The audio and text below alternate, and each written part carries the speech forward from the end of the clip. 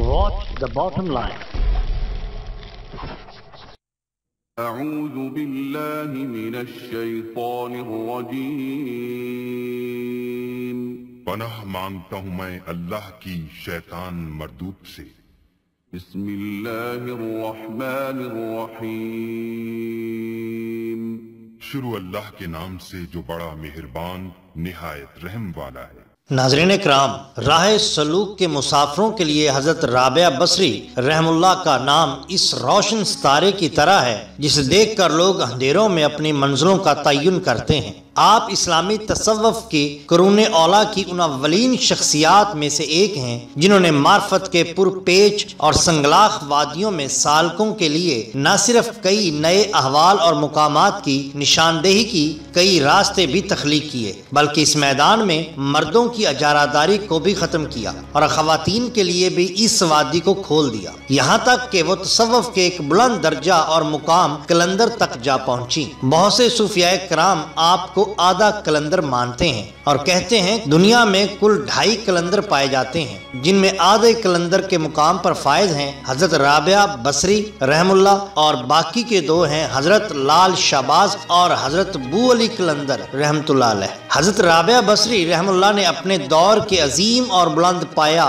اولیاء کرام حضرت حسن بصری رحمۃ اللہ علیہ، حضرت ذوالنون مصری رحمۃ اللہ علیہ اور حضرت سفیان ثوری رحمۃ اللہ علیہ سے بھی خود کو نہ صرف منوایا بلکہ برابری کی سطح پر ان سے مکالمہ کیا اور تصوف کے بہت سے معاملات میں ان کو راہ دکھائی، جیسا کہ ان کی حالات زندگی سے بھی عیاں ہے. ناظرین، یہ بات تو روز روشن کی طرح واضح ہے کہ حضرت رابعہ بصری رحم اللہ کو یہ بلند پایا مقام اسلام کی برکتوں کی وجہ سے حاصل ہوا، لیکن اس کی تفصیلات کے لیے ہمیں تاریخ کے جھروکوں میں جانا پڑے گا اور یہ دیکھنا پڑے گا کہ وہ کون سے حالات و واقعات تھے جنہوں نے رابعہ ادوی نامی ایک عام خاتون کو حضرت رابعہ بصری رحم اللہ جیسے بلند مقام پر فائز کر دیا. ناظرین کرام، حضرت رابعہ بصری رحم اللہ کا مقام تصوف میں جس قدر بلند ہے اسی قدر ان کی زندگی کے حالات و واقعات پردہ اخفا میں ہیں. یہ حیرت انگیز اتفاق ہے کہ قدیم تذکرہ نگاروں نے آپ کے سن پیدائش کا ذکر نہیں کیا.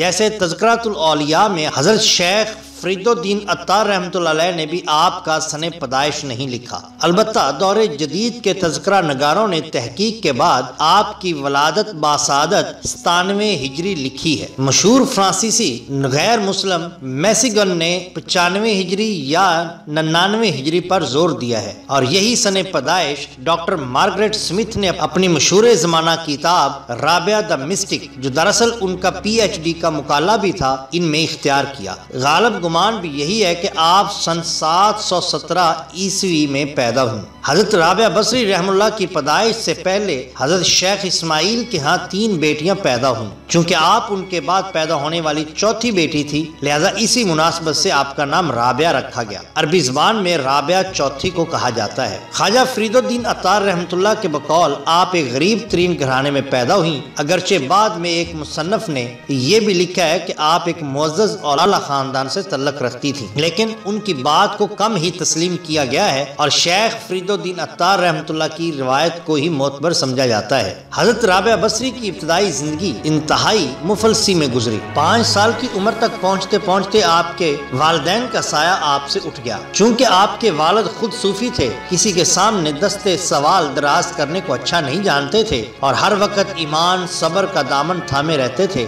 لہٰذا حضرت رابعہ بصری رحم اللہ کی ذہانت نے ماں باپ کے زود و تقوی اور فکر و فاقہ سے قناعت کی لازوال دولت پائی اور خاموشی کو اپنا شیوا بنا لیا. وہ عام بچوں کی طرح چیزوں کی فرمائش نہیں کرتی تھی، جو مل جاتا کھا لیتی تھی. والدین کی یکے بعد دیگرے وفات پا جانے کے بعد اس بے یار و مددگار خاندان پر مصائب کا ایک پہاڑ ٹوٹ پڑا. بھری دنیا میں ان کا پرسان حال نہ رہا اور اس چھوٹے سے خاندان پر قیامت گزر گئی. سن 105 ہجری میں کہا جاتا ہے کہ بصرہ میں ایک خوفناک قحط پھوٹ پڑا. کھانے کو کچھ نہ تھا اور چاروں بہنوں پر 3 دن کا فاقہ تھا. بھوک کی شدت سے تنگ آ کر گھر سے نکلی تاکہ شہر چھوڑ کر کسی دوسرے مقام کی طرف چلی جائیں جہاں کھانے پینے کو کچھ مل سکے. ابھی راستے میں ہی تھے کہ ایک دوسرے سے بچھڑ گئے. ایک ظالم اور بدقماش شخص نے سب سے چھوٹی بہن حضرت رابعہ بصری کو زبردستی پکڑ لیا اور بصرہ کے ایک دولت مند تاجر جس کا نام عتیق تھا کے ہاتھ صرف 6 دینار میں فروخت کر دیا، جس نے آپ کو کنیز کے طور پہ گھر میں رکھ لیا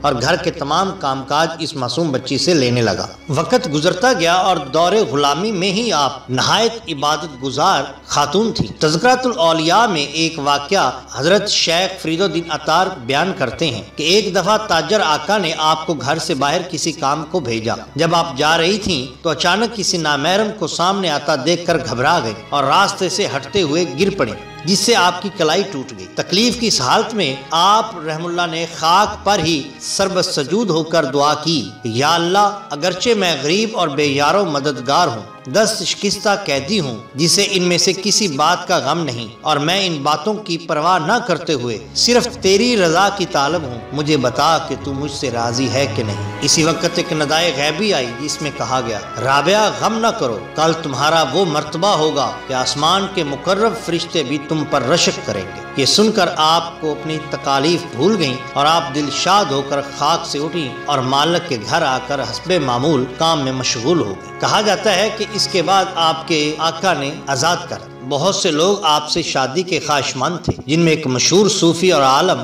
حضرت خواجہ حسن بصری بھی شامل تھے، مگر آپ نے ترک دنیا اختیار کی۔ اس طرح آپ زہد و عبادت میں مشغول رہیں اور اپنی تمام عمر عبادت میں صرف کی۔ ایام آخر میں آپ بیمار ہو گئی۔ جس طرح آپ کے سال ولادت سے بعض مورخین اتفاق نہیں رکھتے، اسی طرح سال وفات سے متعلق بھی ان کے اقوال مختلف ہیں۔ بہت سے مصنفین نے تو ان کی تاریخ وفات کا ذکر تک نہیں کیا۔ البتہ ایک بات پر سب اتفاق کرتے ہیں کہ آپ نے ایک طویل عمر پائی۔ آپ کی زندگی چونکہ ریاضت مجاہدات سے بھرپور تھی، اس لیے اپنے دور میں آپ کو ام الخیر کے لقب سے پکارا جاتا ہے۔ ڈاکٹر مارگریٹ سمتھ ابن خلقان ابن اساکر ابن عماد حنبلی کے مطابق حضرت رابعہ بصری کا سال وفات سن 185 ہجری بمطابق سن 801 عیسوی ہے۔ حضرت رابعہ بصری رحم اللہ کا مزار مبارک بصرہ میں ہی ہے۔ مشہور سیاح ابن بطوطہ کی شہادت بھی یہی ہے۔ البتہ دو دوسری قبریں جو آپ کے نام سے مشہور ہیں، جن میں سے ایک بیت المقدس کے قریب و جوار اور دوسری دمشق میں واقع ہے، وہ بھی آپ کے حوالے سے بیان کی جاتی ہیں۔ ناظرین کرام، عام معمولات سے ہٹ کے غیر کے عادت کے اگر کوئی واقعہ کسی نبی اللہ سے ہو جائے تو اسے عام طور پر معجزے سے تعبیر کیا جاتا ہے، اور یہی اگر کسی ولی اللہ سے ہو جائے تو اسے عام طور پر کرامت کے نام سے یاد کیا جاتا ہے۔ اسی طرح حضرت رابعہ بصری کے بارے میں بھی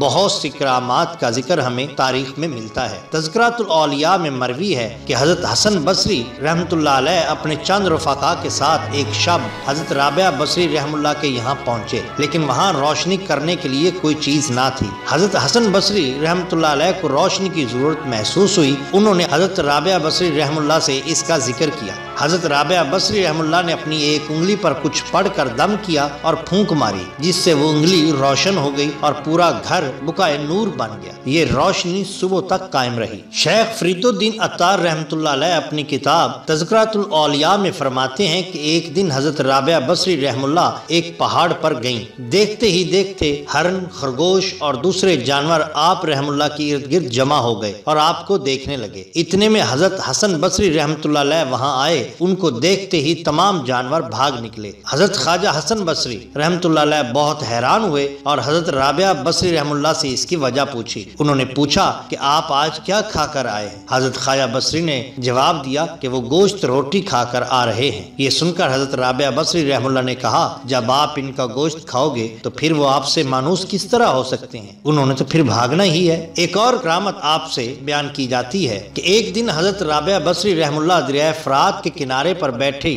اللہ کو یاد کر رہی تھی کہ اتنے میں حضرت خواجہ حسن بصری رحمۃ اللہ علیہ وہاں آ نکلے اور پانی پر مصلی بچھا کر حضرت رابعہ بصری رحم اللہ کو دعوت دی کہ آؤ یہاں 2 رکعت نماز ادا کریں۔ حضرت رابعہ بصری رحم اللہ نے فرمایا، یہ تو محض مخلوق کو دکھلاوے کے لیے ہے، کیونکہ دوسرے ایسا کرنے سے قاصر ہیں۔ یہ کہہ کر حضرت رابعہ بصری رحم اللہ نے ہوا میں مصلی بچھا کر کہا، آؤ دونوں یہاں نماز ادا کریں تاکہ خلقت کی نگاہوں سے پوشیدہ رہیں، پھر شاید حضرت حسن بصری کی دل دلجوئی کی خاطر آپ نے فرمایا کہ جو کام آپ نے سر انجام دیا ہے وہ تو پانی کی معمولی مچھلیاں بھی کر سکتی ہیں، اور جو کچھ میں نے کیا ہے وہ ایک حقیر مکھی بھی کر سکتی ہے، لیکن حقیقت کا مقام ان دونوں باتوں سے بہت بلند ہے۔ یہ واقعہ حضرت شیخ فرید الدین عطار نے اپنی مشہور زمانہ کتاب تذکرۃ الاولیاء میں درج کیا ہے۔ ناظرین کرام، اگر آپ کو ہماری یہ ویڈیو پسند آئی ہو تو لائک کیجیے اور سبسکرائب کیجیے ہمارے چینل دی باٹم لائن کو، تاکہ ہم آپ کے لیے اور بھی بہترین ویڈیوز لا سکیں۔ اپنے دوستوں کا بہت خیال رکھیے، اللہ اور اللہ کے رسول سے بہت محبت کیجیے۔ آپ کا بہت شکریہ۔ اللہ حافظ۔